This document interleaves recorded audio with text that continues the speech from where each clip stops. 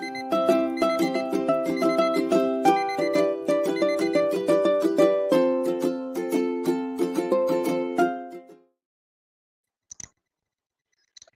everyone. Having some technical difficulties, so hopefully this will start working. Thank you for coming to my live stream, and hopefully we'll be doing some readings for us here in a minute. I am going to be joined by a couple other ladies here on screen. First, we have Amanda. Hello, Amanda. And we have Derry. Hello, Derry. Hi. I am sorry, guys, I'm running late. I could not get my camera to work, so I'm using my webcam, and I hate this angle because I'm like, here's my computer, and here's my camera. Is it me, or is it Stacey that's crackly? It's Stacey. I can't, like, it's every other word or something that I can hear. I can't get my microphone to work. This is the best I could do. Let me try. Yeah, no. I even have the volume all the way up. This is just a whole other readings, friends. I think so. Maybe try it with the volume down. Maybe that's the problem, that it's so loud that it's cracking the thing. Let's see. This is halfway. Does that sound any better? It does? It's still, I mean, it's I better. can hear you better, yeah. Still crackly. It is still crackly, but... I'm sorry, everybody. I even started this an hour early trying to get everything working, and my husband got on to test it, and he's like, you do know your audio is not working. So, good morning. Oh. Yeah. For some of us, for others, it's good. Is it good afternoon for you, Derry? It's early evening. It's just turned 7 p.m. So, okay, well, good evening. And I'm at a friend's house, so I'm in one of her kids' rooms with the curtains drawn. Nice. So that's all good. Yes, we're in the middle of moving, so I'm here packing. Oh wow! So you're moving. Amanda already moved. Everybody's just going all over the place. Yeah, I'm moving again, but I have a few more months. We have Sally joining us today. I was going for a wintry, trying to get into the winter mood, even though it was like almost 80 degrees today. It's like, come on. I know it's warm for you, Derry, but in the northern hemisphere, it's not supposed to be warm in December. No. And it has been a lovely day today, actually, which has been nice. As I say, we're packing for moving, so it's been good. But it's meant that a lot of sweaty. We've been we had some beer. We needed beer. And there's nothing quite like a cold beer after a hard day of work. So, yeah. But, Saf, I've tried reconnecting, I've tried rebooting. I think it's just the microphone on these headphones, and they're the only ones I have. And the computer microphone doesn't want to work. So I'm kind of... It's a lot better now. I think it has to do with, I mean, I don't know, but it's a lot better now. So I love angry robot audio. That's one way to make us read, that's for sure. That's right. What is everybody reading? Please, Stacey, shut up. Put on the timer. That's a good question. What is everybody reading? I'm reading. Destiny. Yeah, what are you reading? Again. Ship of Destiny, again. That's Robin Hobb. Yeah. Surely is. I'm reading Lottery to Haven, it's called. It's one of the books in the self-published sci-fi competition that my team is judging. And out of the top seven books that we have, it was the one that I voted no on to move forward. Really? But other people voted yes. So it made it in the top seven.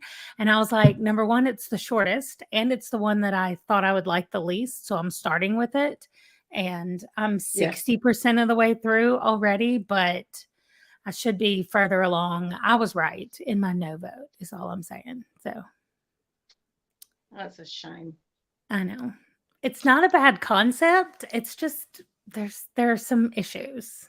So Not working for you, huh? no, it's not. How's your month of death begun for you? Well, yesterday I finished one and I read a novella. So technically I'm down 2. I've got 26 to go. That's a great start. Go you. Oh, you have different headphones. You have to do microphone and Oh, Default, you said? How's that, guys? yes. Oh, Better? awesome. Yeah. Okay, let's start over. Hello, everyone. I really like these other headphones. They work for work. I've never had, I guess StreamYard just doesn't like them. So I'm now wired to my computer. I can't go anywhere. That's right. So, It's good to have you locked down. For me, I'm reading Game of Thrones again for the buddy read with Steve and Yolene and some other people. I don't know who all is in that buddy read. So I'm rereading this. I haven't started it yet, so I thought this would be a good time to start it. I've been going through some really bad reading slumps, you guys. Oh, really? I mean, like, I've read 4 books since August. Just not good for me. Yeah. I tried reading some small books. Like recently I did a bunch of small audiobooks and they're all 3 stars. I was just like, this isn't helping. No. So I'm going to read this, but then I thought I have 3 wintry books that I'm going to do the first chapter on each while we're on our first sprint.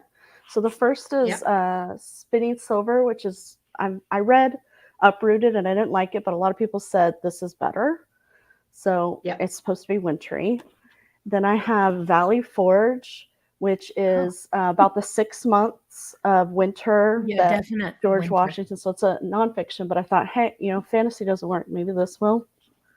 And this is a sci-fi, but it's not wintry at all, but it's space. It's cold, right? So right. I figured this would work. And this has been likened to Firefly, which I love that show. So I also have some audiobooks in case those don't work out. Well, you've got a fair range there. I have to say, I liked Spinning Silver, and I read that before I read Uprooted, and I thought it was fantastic. And then I read Uprooted, and I was like, I'm so glad I didn't start with this because I may never have found anything else by this woman, because I did enjoy Spinning Silver. I thought it was well done. Oh, that's good.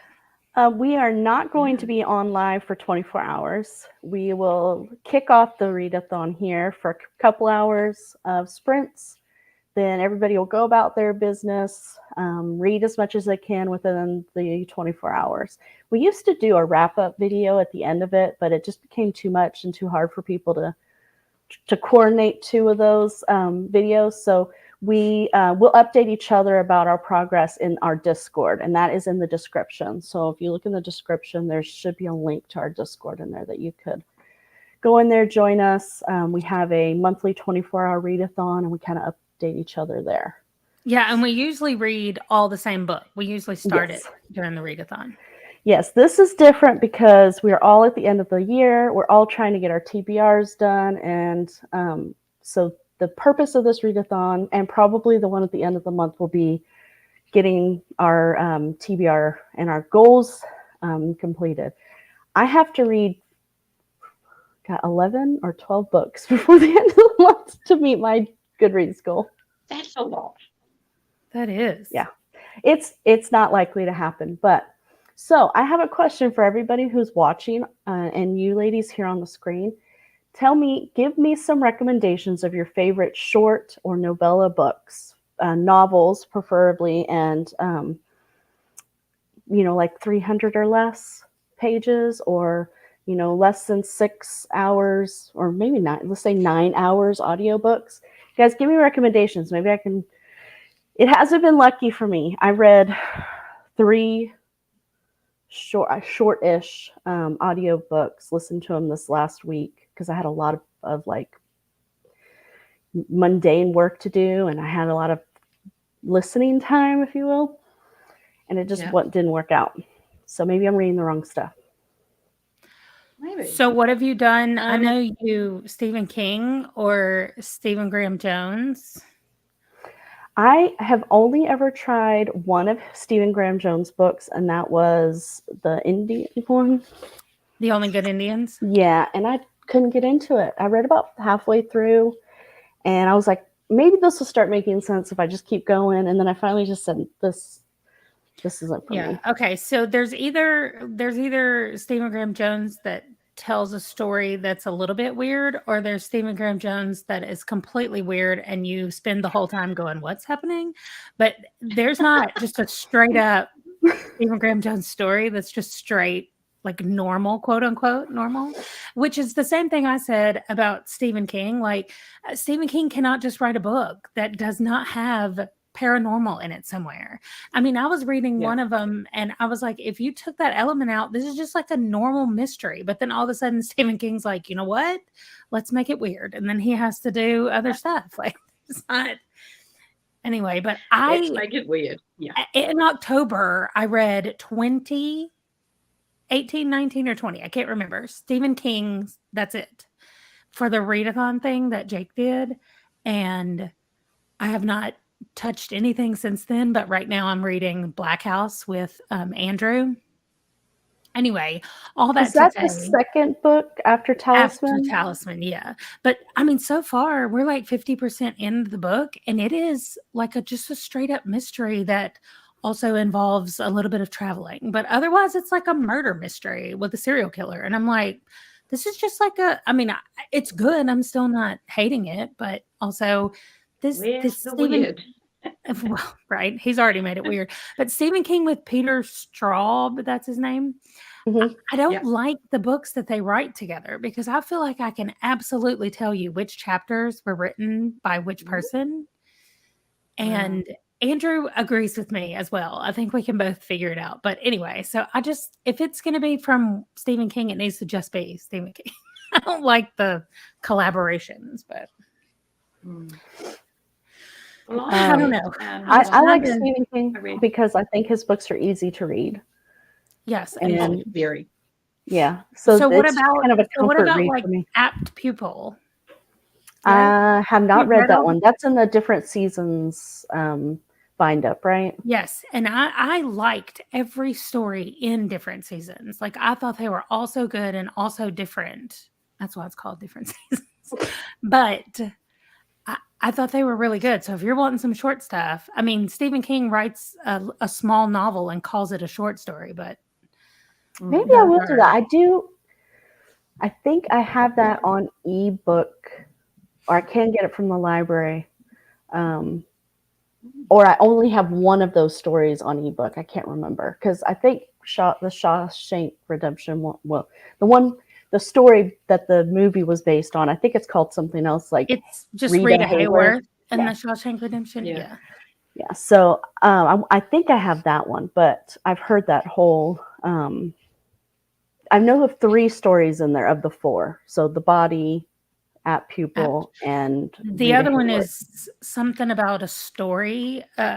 It's weird because it's a story about a guy who joins or who goes to like a gentleman's club, and at the club they all just sit around and tell stories. And so the real story is one of the stories that's being told more so than it is the actual like man's experience at the club, like if that makes sense. But anyway, I kind of like that.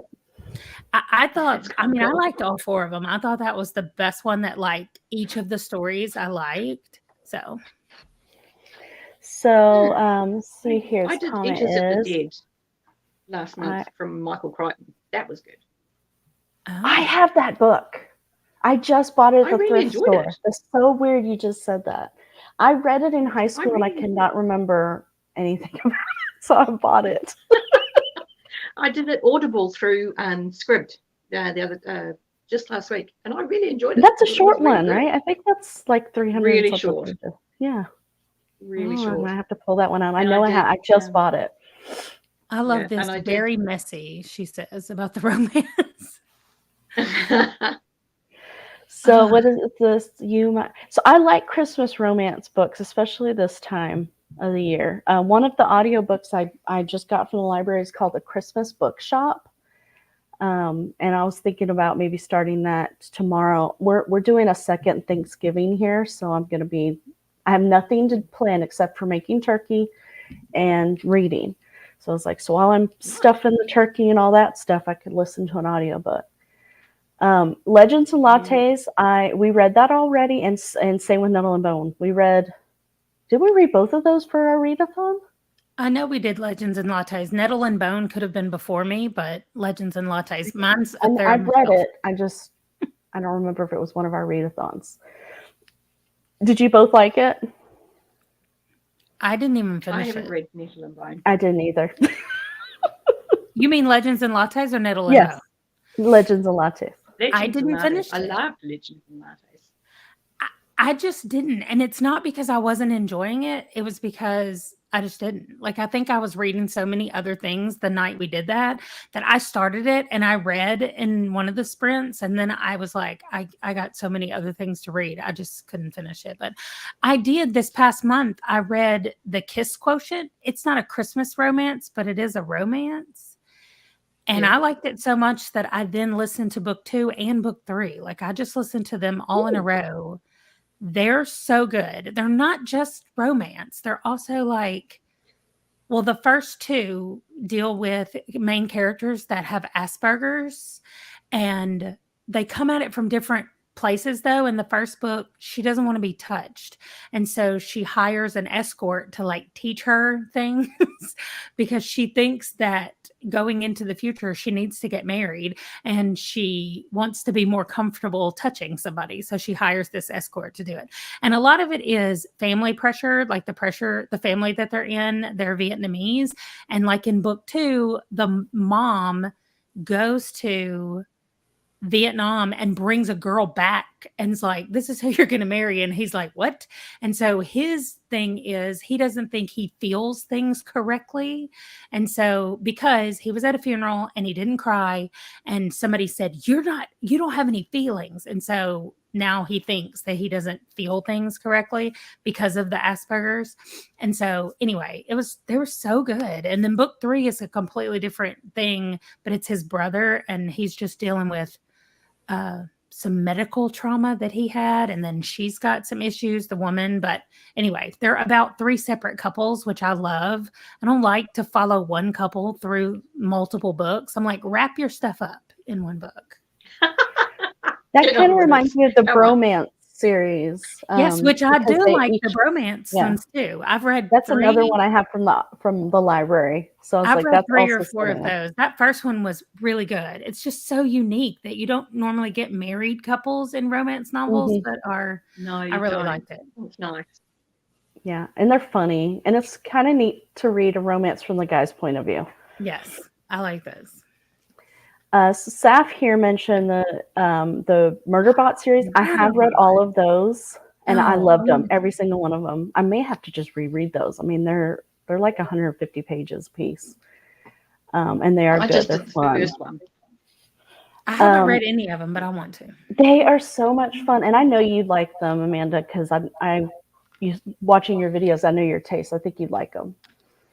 And so this is the thing that I have a problem with: the Wild Built and the Prayer for the Crown Sky. I haven't read the second one, but I read Psalms of the Wild Built. I listened to the audiobook just this week, and I thought it was cute, but I didn't think it was a story.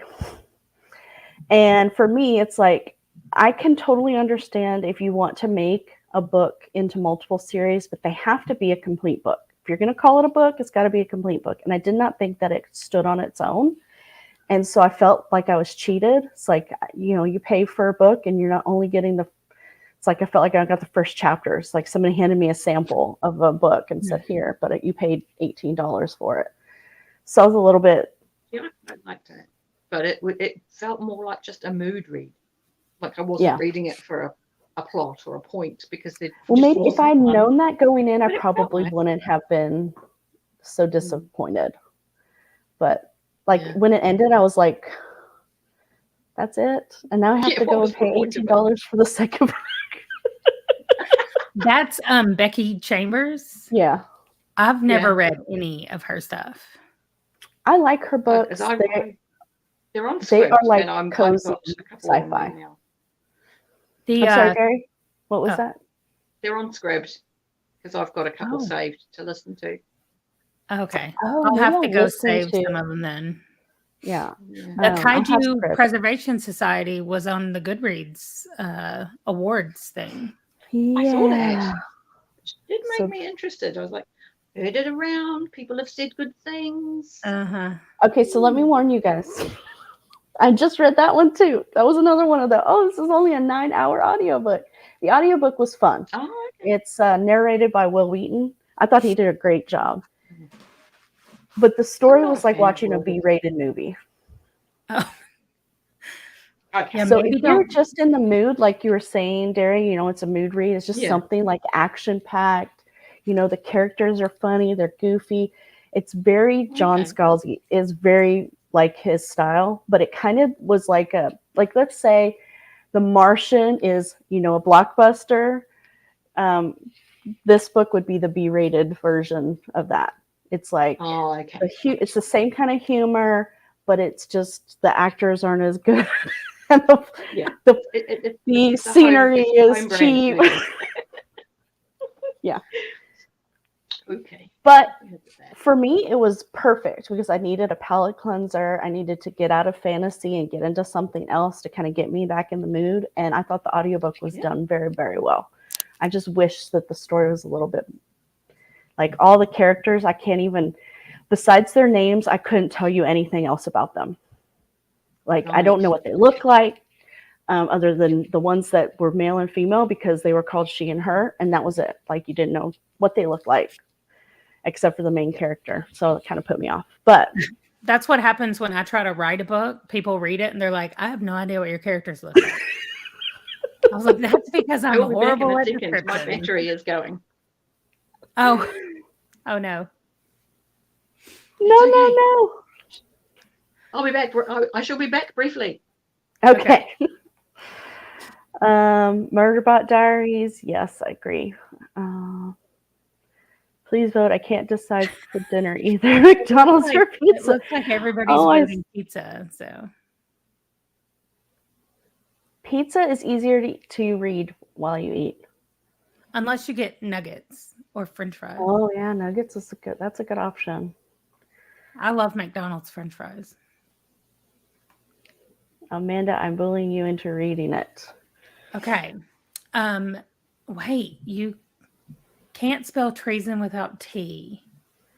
Okay, so Saf, then my question to you is, should I read which one first, Murderbot or Legends and Lattes? Because I'm going to let you bully me into reading one of them. I just need to know which one first. Ashley's here. Okay. You read whatever you want to read. We aren't reading any particular book. So I'm reading Game of Thrones for the Readathon with Steve and Yolene. And then I'm going to do a first chapter test on these 3 books right here. So I am reading, read them simultaneously. Thanks, read Murderbot first. Okay. Well, so it's funny that you're reading Game of Thrones because I've never read it. I've never watched the TV show. Like, I know nothing about any of it. And I finished the whole Wheel of Time series 2 weeks ago.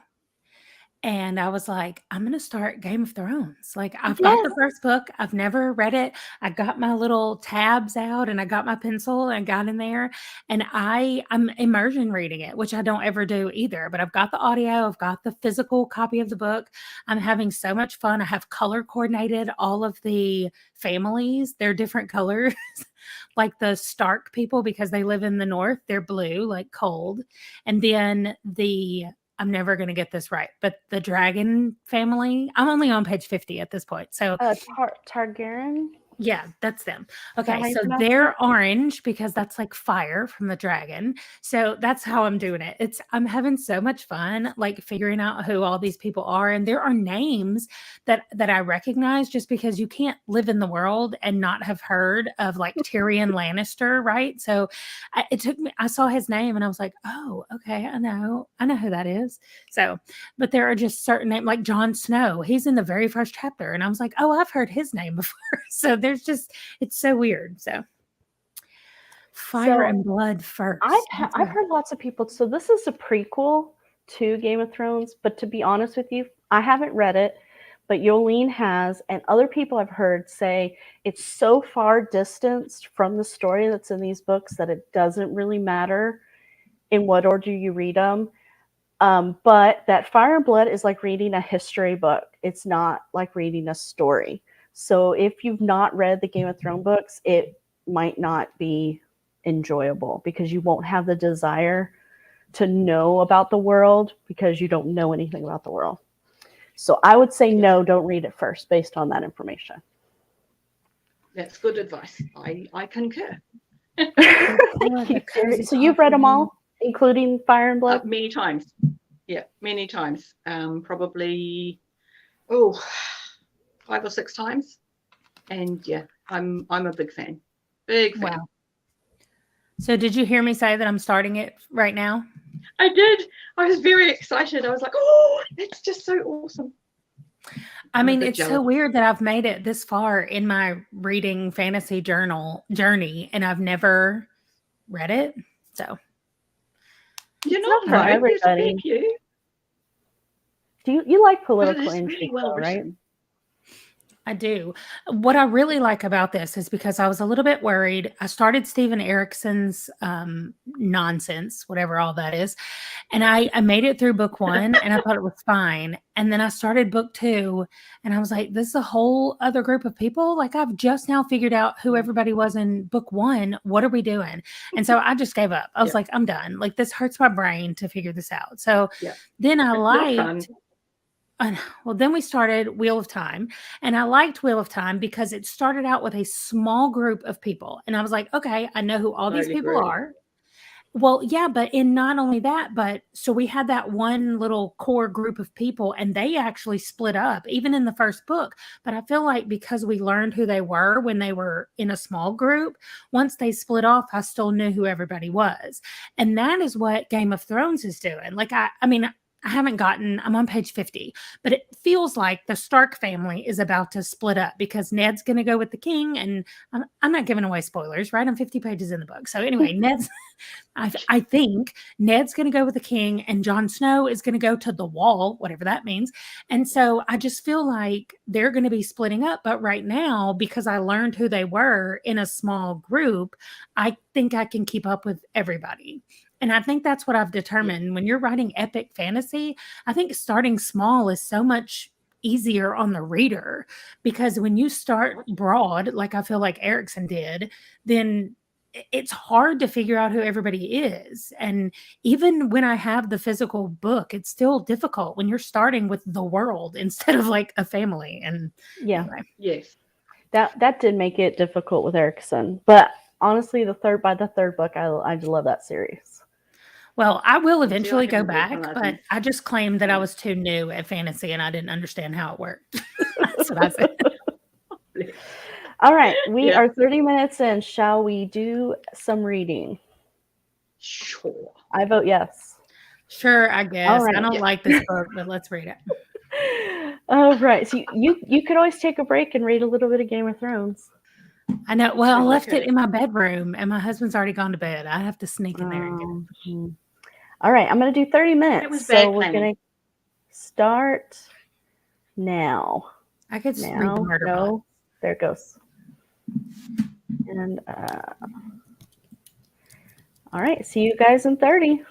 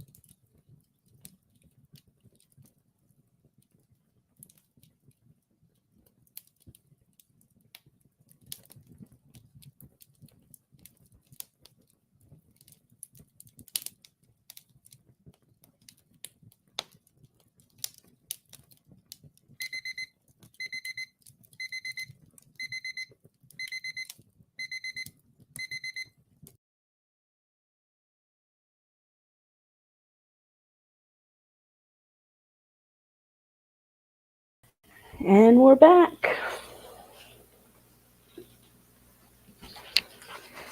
Time is up. How'd everybody do?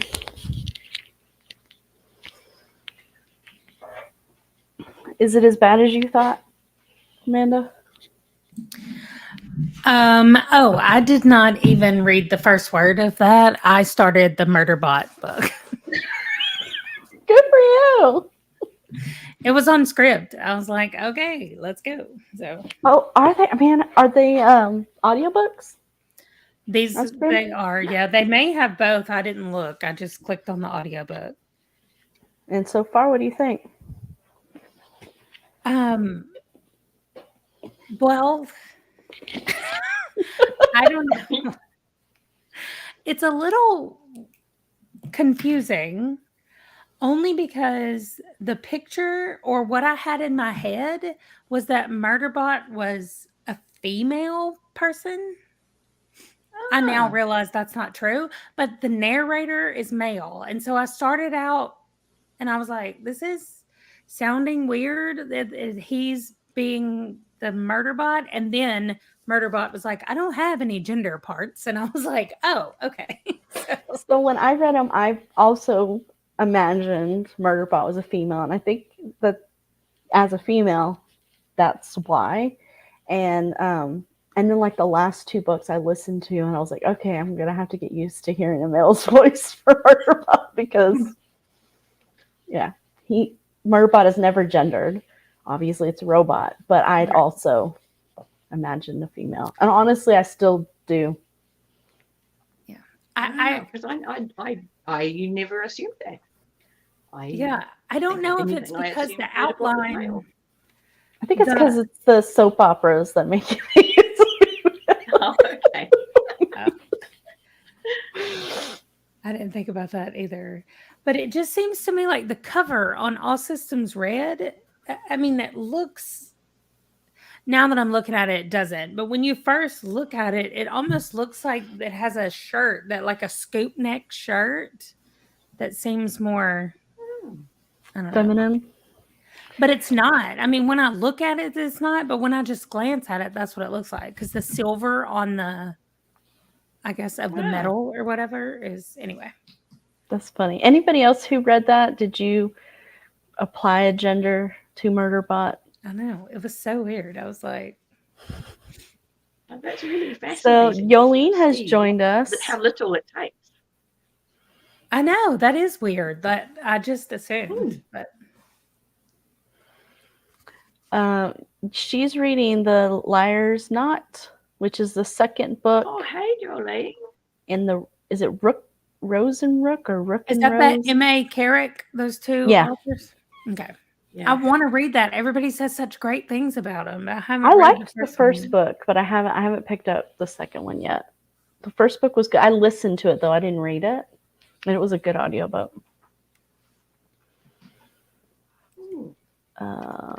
Saf, I got 70% of the book. Got to 70% of the book I'm reading. Vanessa, I just joined. Only read a couple of pages of the one. I've heard of that book. I've heard a lot of people liked it.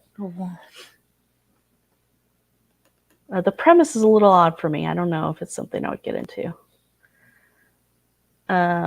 Kevin Free. So Kevin Free is the narrator of the Murderbot. Oh, yes. Yes, he is. I just looked at it.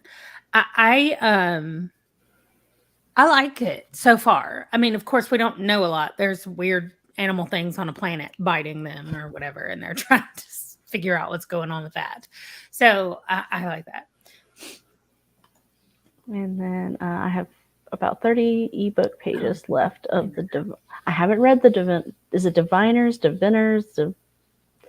That's Libba Bray, correct?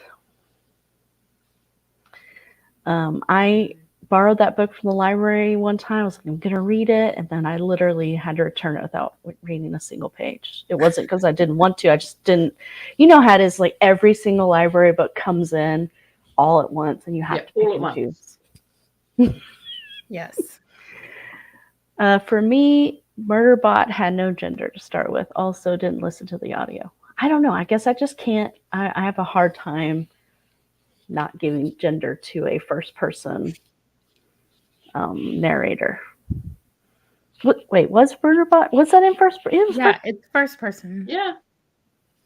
So I made it female, but I liked them. I thought they were funny, and I liked that it's just enough technology and enough of a different world for it to be interesting, but not so different that the format of the novella doesn't make you feel lost.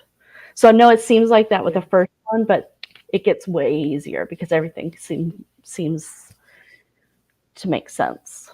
But I think the second one was my favorite. Well, right now it's just like Murderbot doesn't want to be around the humans and can't quite understand why the humans might invite Murderbot to be like, you can stay in here with us. Yeah. I did find it interesting that because of the face shield, like the opaqueness of it, that they were like, I can't control my facial expression, so everybody could tell how freaked out they were by the offer of coming and staying in there.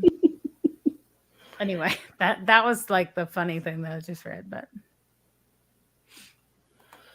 No, I enjoyed. For I genders- did enjoy. I'm sorry. So for gender stuff in sci-fi, I always recommend Ann Leakey. That name sounds really familiar, and I'm not even sure. Is it Lecky? I don't know. That name would say sounds really familiar. I'm Googling. So speaking of sci-fi, I read the first chapter of this, A Big Ship at the Edge of the Universe. It starts out not like at all what I thought it was going to be. Literally, the first sentence in the back says, a washed-up treasure hunter, a hotshot racer, and a deadly secret society.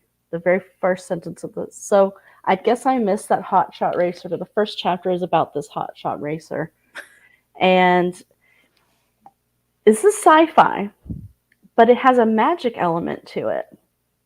So the racer, she has the ability to use her magic to help her better control the vehicle that she's racing. Like she can change certain things in the vehicle, makes her reactions and things like that to the car better. And then there's another character in the first chapter that has magic, and she's able to like stop time. And That's cool. It was really weird, but it was so good. Like I didn't want to stop after the first chapter. So I think this might be the one that I go with. I got about halfway through the first chapter on this one before time's up. And this sounds really good too, but God, that first chapter is depressing. Yeah. That poor girl. It's very, very so winter I don't fairy know tale, if you know what this you know? one's about, Amanda. Have you read Oh, you said you read it. No? No. Oh, it was Darius. So No, it was me. this is about a girl whose father is a money lender, but he's really, really bad at it. And so he lends people money and doesn't get it back. And his family is literally living in poverty. And if his daughter is forced to have to go out there and try and get some of the money they owed because her mother is really sick and they're starving and it's really cold and it's definitely a winter read. But geez Louise, I was just like, how am I supposed to like the father in this story when he lets his children, his wife and his daughter go I through really all that? liked the daughter. Yeah, I like her spunk, man, because she just like, it's like, well, screw this. And she makes a list of all the people that owe her dad money, and she just goes out there and knocks on the door. She's like, I'm not leaving until you give me something. So it was a good start, but sad. I mean, obvious because of the premise of the story. So, but I think I might continue with this one. I really liked it. Fair enough. How about everybody else? Tell me what that one's called, because I'm making a list over here of books. This one here? Yeah. Or this one? No, The Big Ship at the Edge of the Universe. A Big Ship at the Edge of the Universe.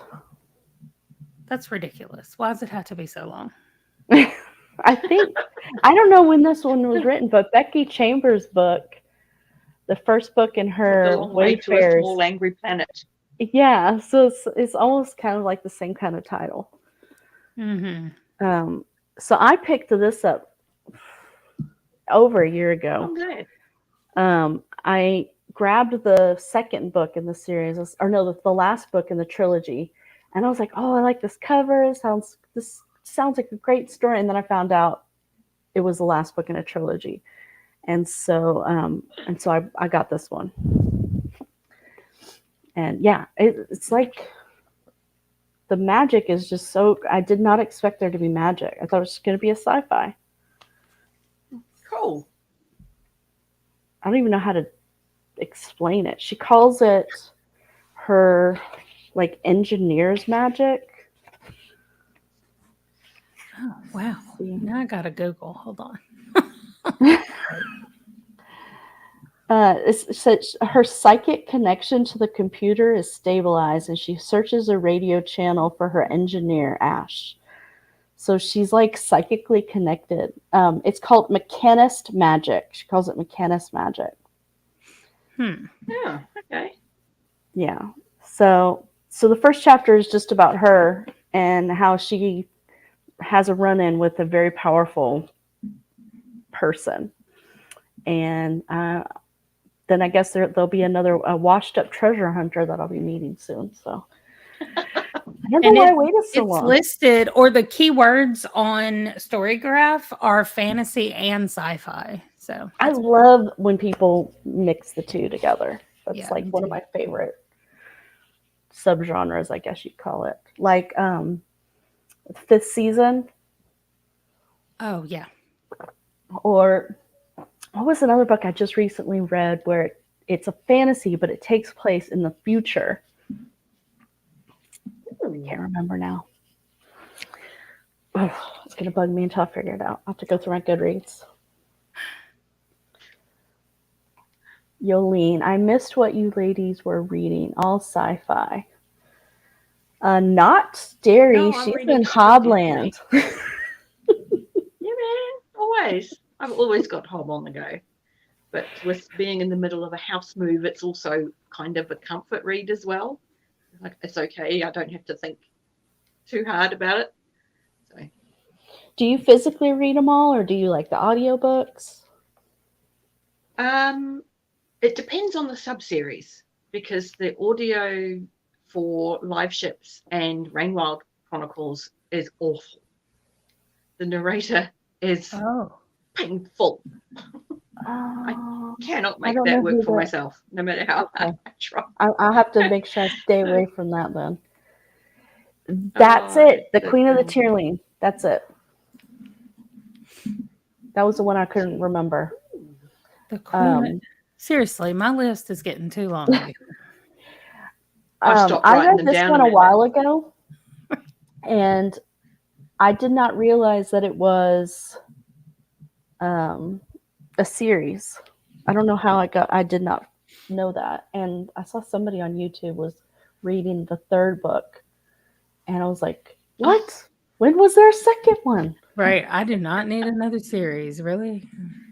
But I think they said that it was the second book was very different, so maybe that's why I didn't know about it. I don't know, because the first book felt, it was a solid story, if I recall. But yeah, I like those kind of books where it's like the world has kind of, based on some kind of event, everything has kind of gone back to being like a fantasy type world, and there's magic in that book. I love the first line of the description says, "Call it the Hunger Games of Thrones."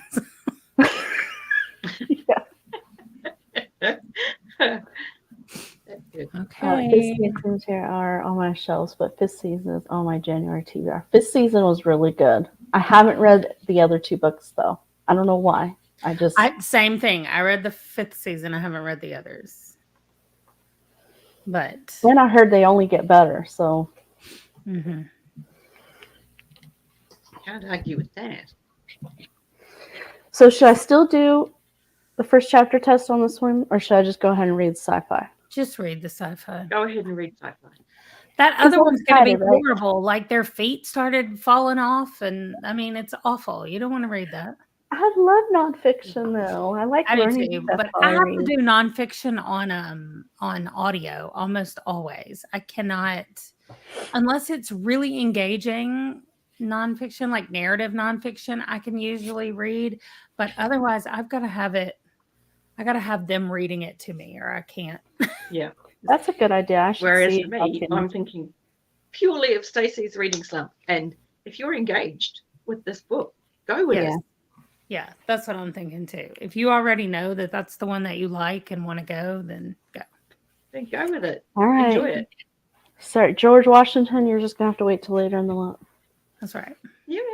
I actually Sure. found out about this book from church. We had a visiting pastor, and he was talking about the Prussian general, no, baron. It's a Prussian baron that in the midst of this horrible winter comes in and says, hey, I'm going to teach all of your guys how to be soldiers. And so in 6 months, they go from this, these farmers and, people that really don't know much of anything about fighting to these soldiers that, essentially help us win the Revolutionary War. But he was talking about that, and I was like, I didn't even know that. And here I am, 40-year-old American, and I didn't even know that part of our own history. So it's like, it's time that I start, reading some American history. I read a lot of like World War II historical fiction or nonfiction, and I have a book called The Guns of August, which is a World War I nonfiction book, and I read the first few chapters of that when I bought it, and it's really good. But it's like, I don't know. I've never read a nonfiction book for American history. That is so sad. I even own like Alexander Hamilton, which I didn't read. You don't Well, need to, okay. man. You Here's can just watch the what I musical. will. I will Watch recommend. the play. Yeah, I'll recommend a couple of things to you. Number one, it's a fiction book, but it takes place during the Civil War, and it is probably older middle grade, but it's called Across 5 Aprils, and it is so fantastic.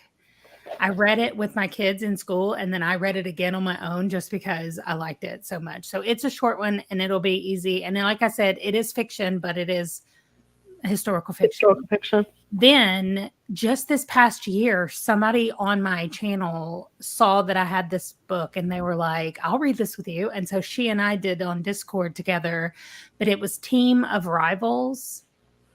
And this is a nonfiction book. That's Lincoln, right? It is.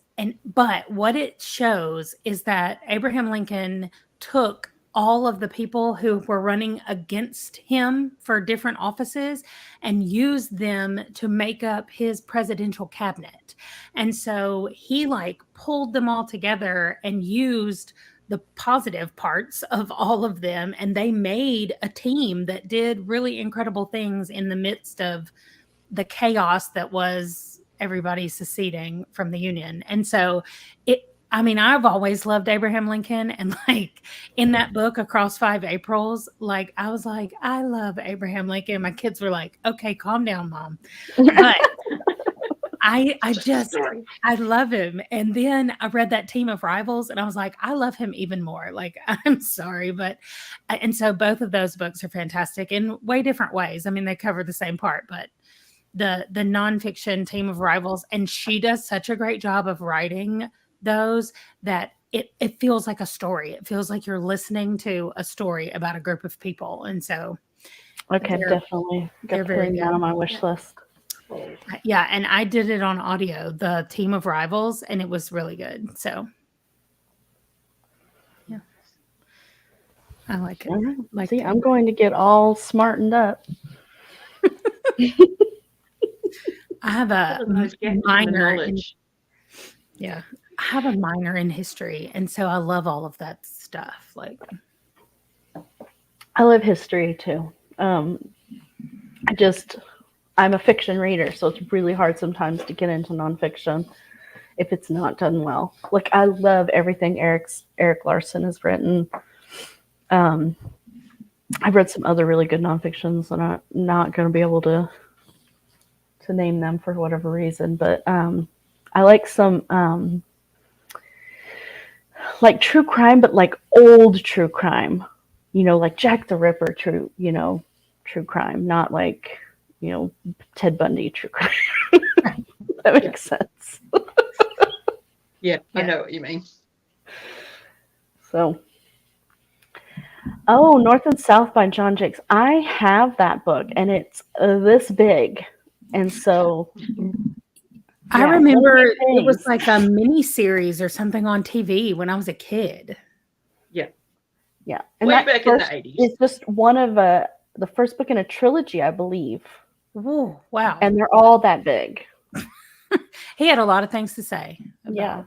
but I heard that they read really fast. It's basically about one family or two families during the Civil War. I don't think it's Yeah, they get American split by it. Revolution, and it's supposed to be multiple generations. That and Which how does sound was it intriguing. multiple? I can't remember. I haven't read it because it's this big. It says But it was first intriguing. published in 1982. Yeah. I wonder what kind of does it hold up to today, or is it? I don't know. Dunno. I don't know. You want to hear something funny? John Jakes wrote a book called California Gold, and it was like the first adult book that I read that I remember, and it had the first sex scene that I ever read. I see it. It was first published in 1989. California Gold. Oh, that's so Yeah. cute. Oh, James Macklin Chase was a poor Pennsylvanian who dreamed of making it rich in California. Yeah, and then he gets it on with a girl. Okay. That's all I He remember made from it- that book. He made it rich in a completely different way. It says this book is 768 pages. Yeah, I probably didn't even read the whole thing, to be You were honest. ambitious for a sex scene. You could have found one in a lot shorter book than that. Well, then I didn't get it just for that. Oh, okay. I was reading it and I was like, oh, I'm probably not supposed to read this. I was probably like, maybe 13. I don't know. I just remember I was like, oh, I got this big book and I'm going to read it. And I felt I wouldn't so have even grown looked up. at a book that big. I would have just ran away. It was well done. It wasn't like some of the stuff I read later when different parts of bodies have like many, many different names.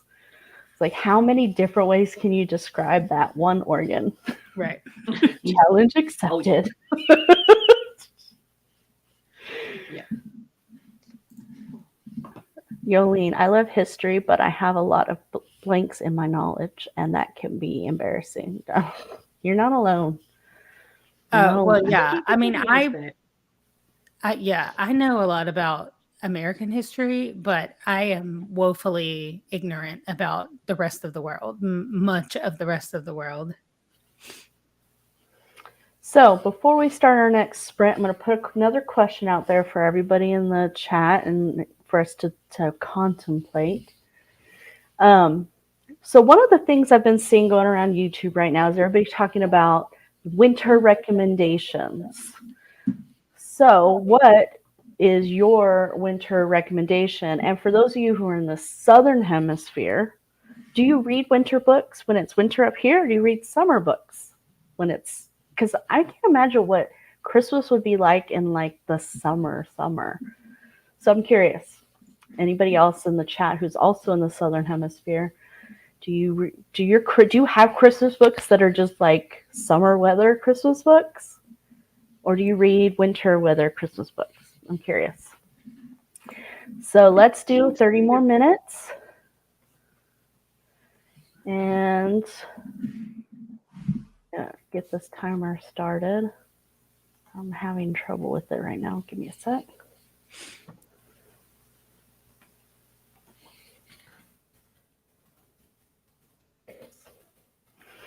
All right, see you guys in those 30 minutes. Get reading. Alrighty.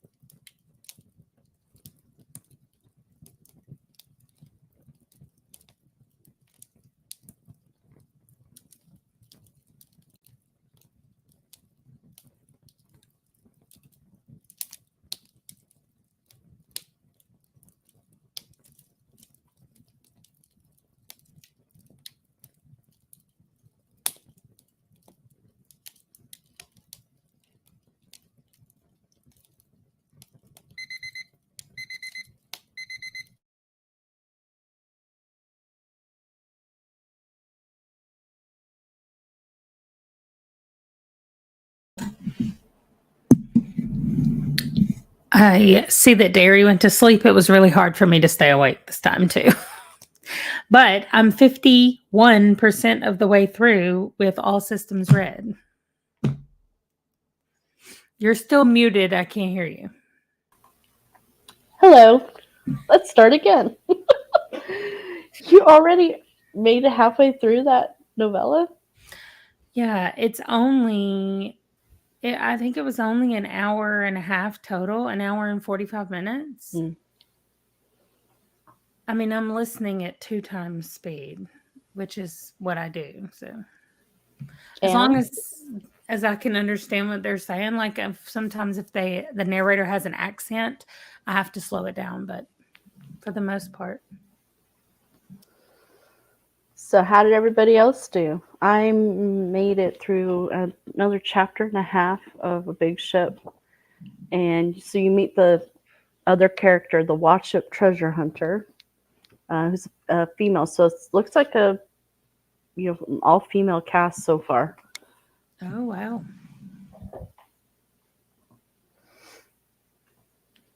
I made breakfast, read 10 pages, 20 left in diviners. Oh, I'm trying to decide if I continue this or if I move over to Game of Thrones in the next sprint.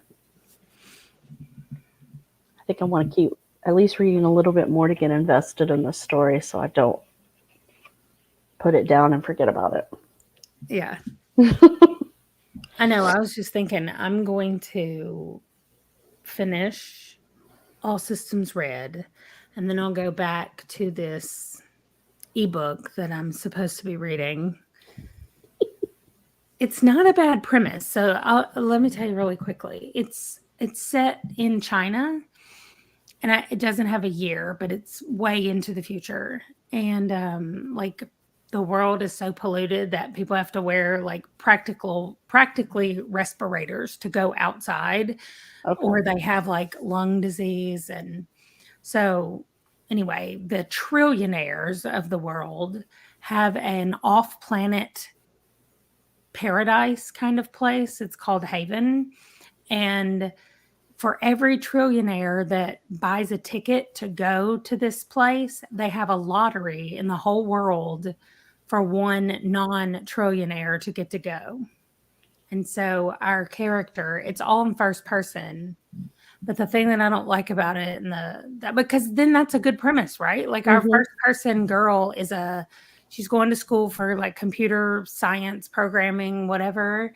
And her mom enters her in the lottery because she wants her to go get married and have a different life. And anyway, and she gets picked, like you can tell from the very beginning, and she's going to get picked. But she's just finding out that the people that send them maybe have an ulterior motive, and they're not as wonderful as they seem to be. And so the greatest people. Right. But it is I don't know, the switching back and forth in the writing style is what drives me crazy. Like it says, returning to my room, I hung, so that's past tense, a do not disturb sign outside the door. Then shift my room's lighter furniture to construct. Okay. So then it changes to present, and it's like, I don't know, but the changing from past to present and the way they do, because everything in this section is past. Like I composed a message, but then it'll say I fix something as I go into the bathroom. Like I'm like, that's not past now. Now you're saying, oh no. So it's the same issue I had when the book that I was writing, and I was like, oh, I have started mixing the tenses in this sentence. And so I had to go back and fix all of it. But also, there are way too many adverbs, which if you read Stephen King's On Writing book, he says, like, take out the adverbs. And that is the thing that I hate the most about the Harry Potter books, is that she uses entirely too many adverbs for all of it. But I was reading a sentence earlier in one of the other chapters, and one sentence had 3 adverbs in it. And I was like, dude, like, It's too much. So anyway, there are those issues. Anyway, the premise is good, and I'm gonna finish it, but it's not gonna be in my top 3. I hope. What do we call it? Rage read it. No, and I don't want to do it, but there are so many things that just keep popping up over and over. And I'm like, I'm trying to ignore you and you will not stop popping up. So I have an issue with similes and metaphors that are overdone. Like if I'm reading a paragraph and it uses like too many times, there's something to like, a flaming ball and then it just I can't. This drives me nuts. Right. I was watching a video. Somebody was talking about. I've watched so many videos lately, but somebody was talking about a book where they used pronouns too often. Was that you? What was it? Your video? Was it? No. They were reading a book and they were saying she was doing a first chapter test on everything. I can't remember whose channel it was. And the chapter, she was like, it was so hard to read because they used he like 3 times in one sentence. She's like, just say and. Right. He did this and did this and did that. I don't need to go, he washed the car and he rinsed the car and he... Like, I know it's the same guy. There's just certain things, I don't know, that I can ignore a lot because like I know it's hard to write a book. And so and especially with the self-published stuff, like I'm all for people publishing their books and getting them out there. But I'm just like, I can only read so much of it before I'm like, okay, it's very annoying to me. No, I totally understand that. There are some treasures in self-publishing and then there's trash, unfortunately. And I totally understand every single thing that is put on there, the self-published, is somebody's hard work. And I recognize that, but I can't write anything. So I would, whatever I put out. My husband and I have talked about this. It's like, I come up with some really good premises, really good idea for books, but I couldn't put a sentence on a piece of paper that somebody would want to read. He can write so well. So I was like, I'll come up with the ideas. I'm the reader and he doesn't read either. So it's like, sometimes he'll talk about, I want to write a book about this. Like, nobody's going to read that, sweetie. But I have a great idea. You just need to write what I want you to write. Yeah, that's funny. And have you ever done, well, if you don't write, you haven't done the NaNoWriMo thing, but on their website, they have a forum set up there. And one of them, there's a little section there that says adopt a plot. And so people can just go on there and go, okay, I have an idea. And you just put your plot in there. And then people come along and read it. And they're like, oh, I'm writing that story. And then they'll go and write your story. So it's really cute. It's just called adopt a plot. And I'll have to go there and do that. You propose a plot. Every time I sleep, I come up with new ones. I know both of my kids are very like creative like that. They'll come to me and go, okay, so I've been playing this video game. And what if I took this movie character and put him in this video game? Like what kind of skills would he have? And what kind of things would he do? And they have all these stories. And my oldest son is a DM for his D&D friends.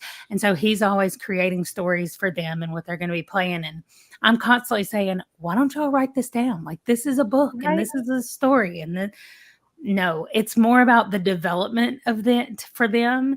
And I have noticed that they'll start making notes for themselves about things that they don't want to forget, but they will not like sit down and write it. So maybe when they get older, they're 18 and 16 right now. So maybe, but we'll see. When I was younger, I wanted to be a writer. I wanted to write fiction. I could come up with stories. I came up with this murder mystery story. We used to live in this neighborhood. And behind the neighborhood was, like woods, and there was an old railroad track, and anyway, I was walking. I used to just go out there and hang out, and I was by myself, and I was walking along the trail, and I was coming up with a story in my head, like I was in the story. And I had just passed one of our neighbors, and he was like filling up bags with leaves and putting them in the shed, because you could only take so many bags out at a time for the trash. So people would, they'd rake their leaves, and then they'd put out a few bags at a time. And I was thinking, what if they're dead, body parts in those trash bags? Anyway, so I'm walking in the woods, and I realize I'm by myself, and I'm coming up with these really gruesome stories in my head, and I scared myself. I was like, yeah, I had a great imagination, but I can't write. I do the things I hate in writing. Like, I'm the person who puts way too much metaphor and too many adjectives. And yeah, I wouldn't want to read what I write. Yeah, my problem is I have an idea, and I always wanted to be a writer as well. And I wrote a book, and my problem was that I had the idea, I plotted it out, I wrote the book, and then I was like, I'm good. I don't feel the need to go edit it or do anything else with it. It's like I did it, and I can say, you know what, I wrote this book, and now I'm just done. Like, and the thought of having to go back through that many words and that many pages and edit them, just no. I mean, like, I cannot even imagine doing that. I'm like, absolutely not. I don't want to do this. So I just, That's what editors are for. well, so I needed an editor that will take just my first draft, because once it's all out of my head and on the page, I'm done. I'm like, okay, there it is. I'm finished. I wrote a book. Yeah. The longest thing I ever wrote, and it's funny. I'm sorry, I don't know, Beauty Kim, your name, but the longest thing I ever wrote was my thesis. It was 100 pages, and there were a lot of charts and stuff in it, so it wasn't mostly words. But yeah, after writing that, just like that's about did it for me. Academia does ruin writing for people. Mm-hmm. And the thing is I don't think you could teach it.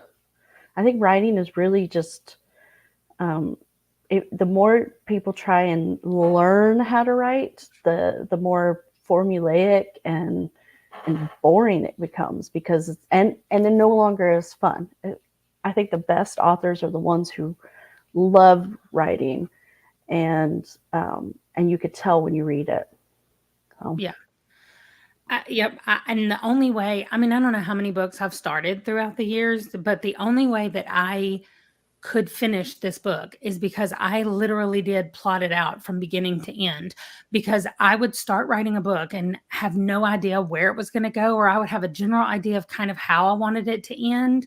And I would get so lost somewhere in the middle, and I'd be like, oh, we're way off track. Like, I don't even know how I get us back to where I wanted this to end. But once I sat down and I literally was like, okay, they're going from this point to this point, and I would just have to sit and write what happened to get them from that point to that point. And it took me almost no time. It took me like 3 months to write the whole book. Now, that's the writing part. It probably took me 9 months to like plot it all out from beginning to end and come up with the story and all of that stuff. But the actual writing took a little time because I had already planned it all out. I would like to be the person that just sits down and just throws a story out, and you're like, okay, there it is. And it makes sense from one to the other. I always go back to Stephen King for me, because he can take 5 stories that you're like, why are we hearing from all these points of views? What do they have to do with anything? And then the further into the story you get, you're like, I see how they're connecting, and I see where they're coming together. And then when they do come together, it is at the exact right moment. Like, and I'm always just amazed. And I feel like that is just straight up talent. Like, being able to construct a story that way, that's not taught to you. Like, and it may be taught, but again, I think, like, you're right, it would be really formulaic if it was taught. But being able to do that just, I don't know, I think it's one of the cool things about writers in general that can do that kind of stuff. And Daniel Barnett did the same thing. Like, I feel like he does the same thing in his Nightmareland Chronicles. Like we've got all these characters and we see them moving and changing, and you're like, what does that have to do with the other thing? And then all of a sudden it's just the right thing. And there was the back of, have you read the Dark Tower books? Mm-hmm. So I have not read them all, but in the back of, I think it is the one right before they get on the train. But when that kind of ended, it ended where they were like, here's a riddle. And then the book kind of ended. Oh, yeah. And Stephen King's little author's note in the back of it, he was like, people are going to be upset about me ending this where I ended this book. And he's like, but sometimes you have to listen to your heart and end it where it needs to be ended. And I thought, that's exactly right. And it was great. Like, I'm sure that it was very frustrating for the people who read it in the moment. You know, they were having to wait for the next book to come out. But for me, it was fine. I just moved right into the next one. But I think that means more than I need a paycheck, so I have to write a book. Like, to be like, I stopped it where the story needed to be stopped, and not what I feel like a lot of authors do. They plan out a 5-book series or a 6-book series, and then when it starts selling really well at book 2, they have to stretch it into a 12-book series or whatever. And you're like, we really hated those 3 books in the middle because we know you were just stretching them out. Like, so those things are annoying. But that listening and you're not talking about Robert Jordan at all. For sure not. That story. It was. I haven't finished that. I have only read the first 2 books, but I had a friend of mine who read it all, and he was the one who was pushing me to read it. And I was like, so, you know, this was probably when I just started watching YouTube, and I was watching reviews of because I really wanted to get, you know, sometimes I just really need to get pumped into reading something. And so I was like, you know, the second book, I was just like, I really need to be pumped to go on to the third one, because it was good, but it wasn't like, you know, anything great. And I had just read Lord of the Rings for the first time before I read the first book. And so Lord of the Rings was really fresh in my mind when I went into the first book. And I was just, all I could see was all the similarities. And I was just like, this is just a derivative of Lord of the Rings. And it wasn't until like the second half of the first book and the second book that I was like, okay, this is its own unique story. I can, you know, put that other stuff. But anyway, all these people were saying how bad like books 4 through 6 are. And so I was like, so is there any possible way I could just skip those? And he's like, well, no, for 2 reasons. One, you know, you won't understand why Nynaeve always has to pull on her braid. And 2, there is no why. There is no why other than it is just ridiculous. There's no why. And he said, and 2, some people really like those books. Okay, so that was what was funny, is that Andrew and I would be like, I didn't really like this one, but this was not considered part of the slog. And then when we got to the slog, it was like, this wasn't so bad. So I don't know if it's just because we had psyched ourselves up to think that it was going to be awful, and it was not bad. The only thing is, like, the characters are not doing much because it needs to be drawn out, right? And so I'm tell you what, though, when Brandon Sanderson got a hold of it, it just went so much better. So, I mean, if you make it through the first 11 books just to get to his The first 11 books. it's worth it. It's worth it. The last 3 books. And even Brandon Sanderson, there's a little interview that he does at the end of the very first one that he co-wrote.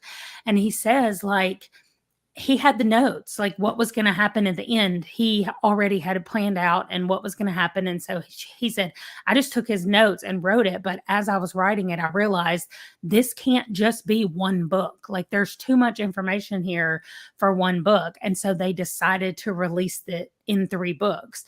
And for all the stuff that he did, he really did need 3 books. But Robert Jordan could have wrapped this whole thing up in just 7. Like, it did not need to go to 14.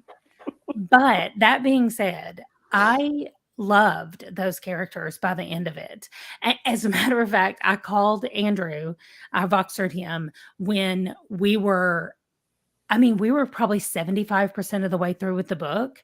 And I'm not going to say any names, but there was one particular character.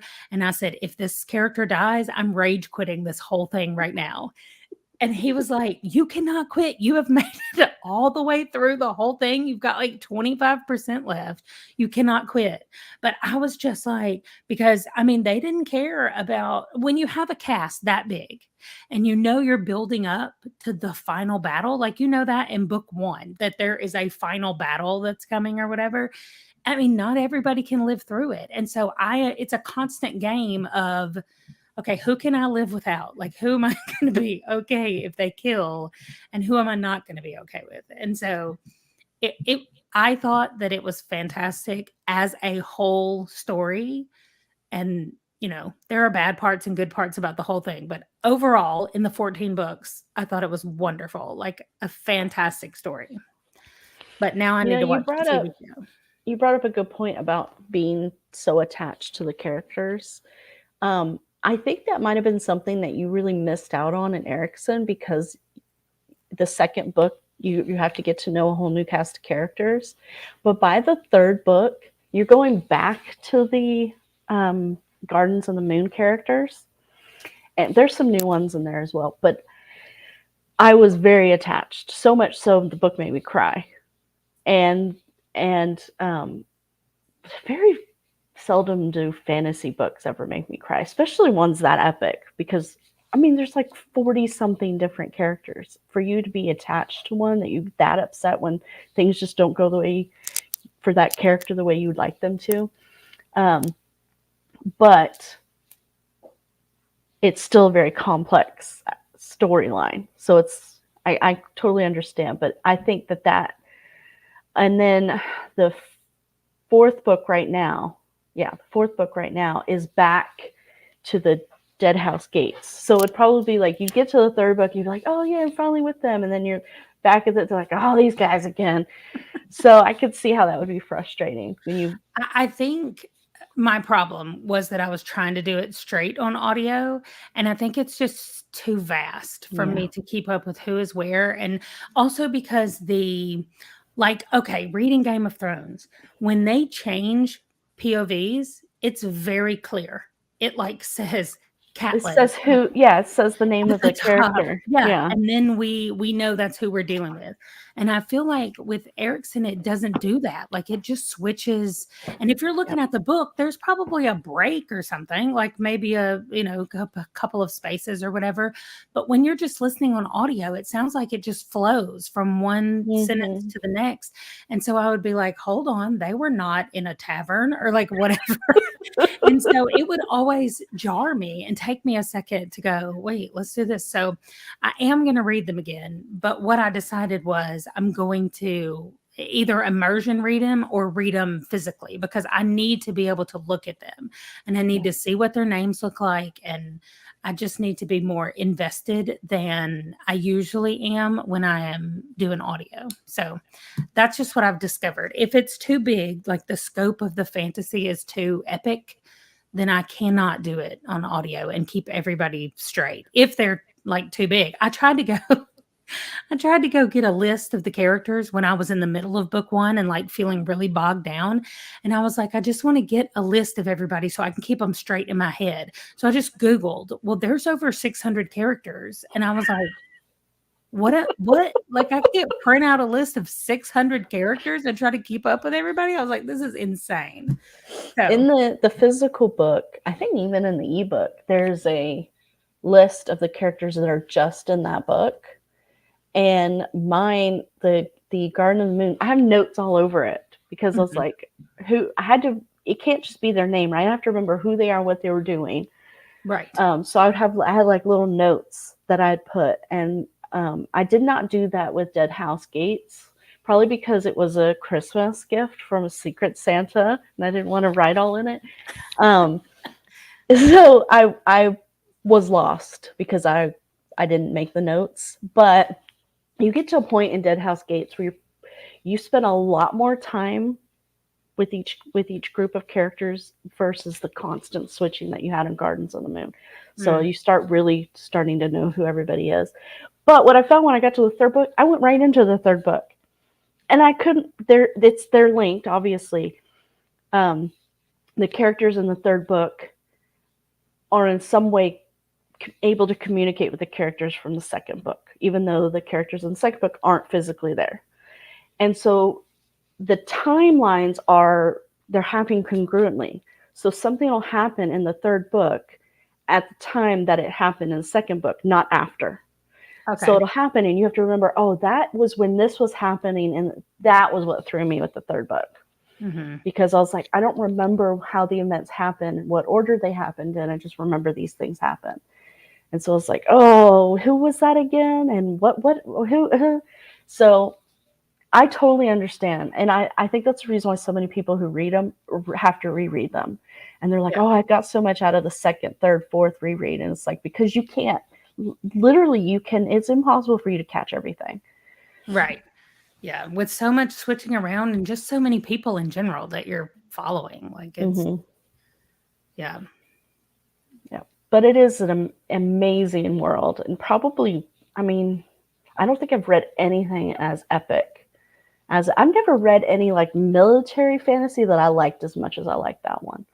And I don't know if it's just because of characters, so many characters, but yet each one feels so individual. Like, I mean, once you really get into it, you're like, okay, that's the guy that did that. You know everything about them. You know their ticks. Not as much as Robert Jordan. You don't know their ticks as well as he lets you know. I mean, he's got a whole, 3 or 4 books just on the characters' ticks. I didn't know that it was like a drinking game until Andrew sent me a link or something. It says every time she pulls her braid, take a drink. Like, you wouldn't make it through half the book. Like, or what's so funny to me about it is, so I read this every day for almost the whole year. Like, there were days where we took breaks, but we started in January and we're all the way through. And the curses that they use, like their version of cuss words, mostly it was the word light. They'd be like, oh, light.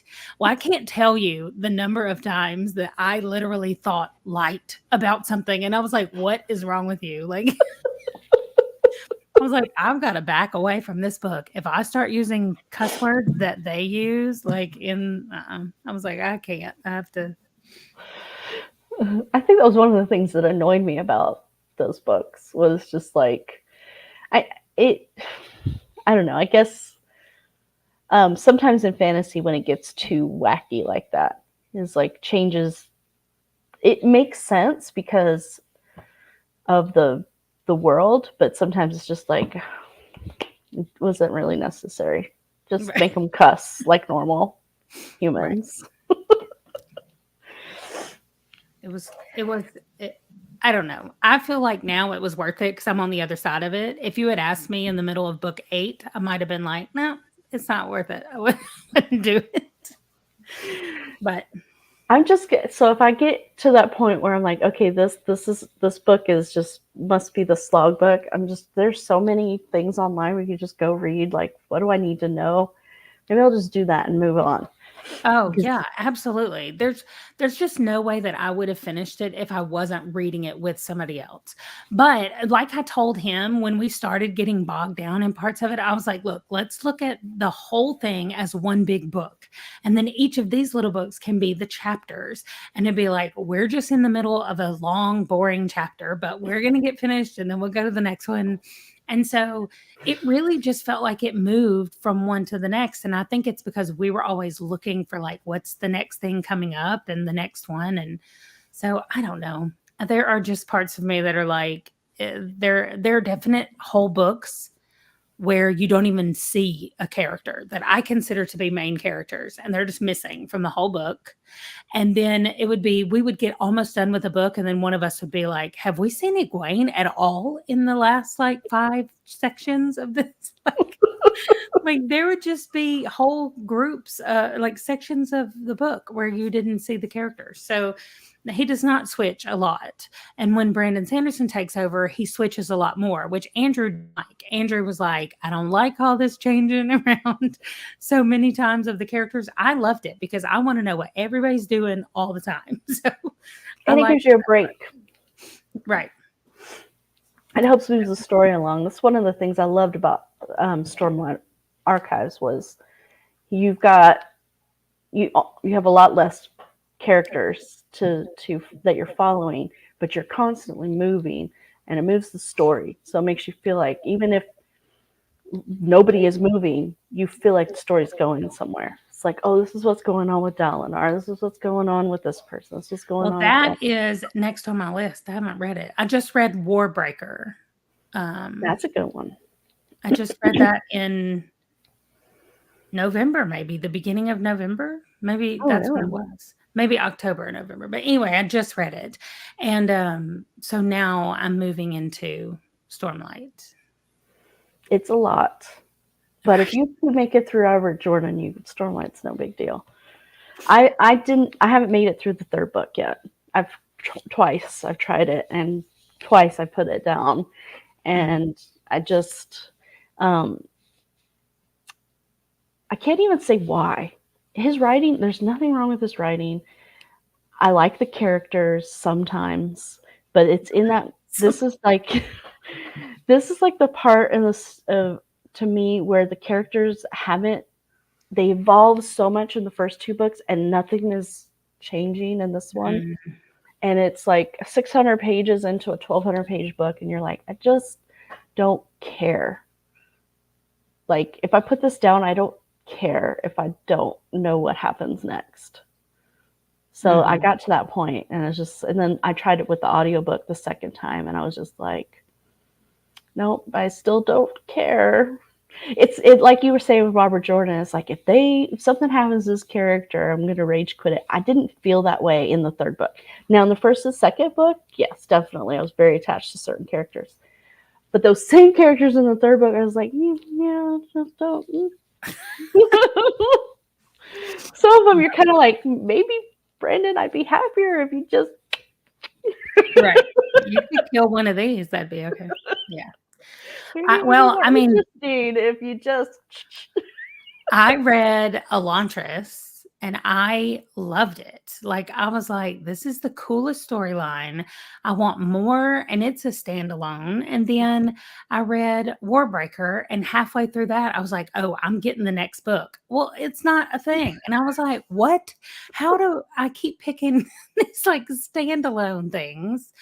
Although Andrew says the rumor is that there is another book coming after Warbreaker. Yeah, he's talked about it multiple times, but nobody's seen it. He's been saying that for years. Like, Brandon just, first of all, how is it that he can write 2 or 3 books and release 2 or 3 books a friggin' year? I don't know how he does that. I don't know if he did the Kickstarter for the 4 books that he just wrote during COVID. That video was one of the funniest things. And I showed it to my kids. I was like, listen, y'all have got to watch this, because he was like, I did a thing. And then he pulls out a book, and then like a minute later, he pulls out another one. I was like, oh my God.